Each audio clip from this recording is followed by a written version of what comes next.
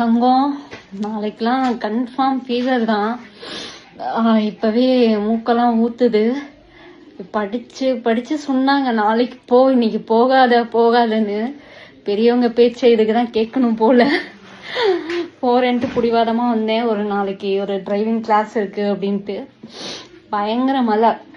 ஏற்கனவே 2 டைம் இடையில நின்றுட்டேன். இதுக்கு மேல நின்னோம் அப்படின்னா கண்டிப்பா வீட்டுக்கு போக முடியாது அப்படின்ட்டு சேலத்துல ஒரு 4 மணிக்கு கிளம்புனேன். என் டார்கெட் படி 6:30க்கு நான் வீட்டுக்கு ரீச் ஆயிருக்கணும். ஆனா இப்போ மணி 8. கண்டிப்பா இன்னும் மழை வந்துகிட்டே இருக்கு அப்படின்னு நின்னுந்தேன் அப்படின்னா 8 மணி கூட வந்திருக்க மாட்டேன். கண்டிப்பா ஒரு 10-11 மணி ஆயிருந்திருக்கும். முடியல, பயங்கரமா குளிர்ந்து அப்படியே கையெல்லாம் ஐஸ் கட்டி மாதிரி ஆயிடுச்சு. இந்த மலையிலயும் ஒரு 2 பேரை பார்த்தேன், ஸ்விக்கி ஓட்டிட்டு இருந்தாங்க. பாராட்டணும், உண்மையாலுமே பேசக்கூட முடியல, அவ்வளோ நடுங்குது.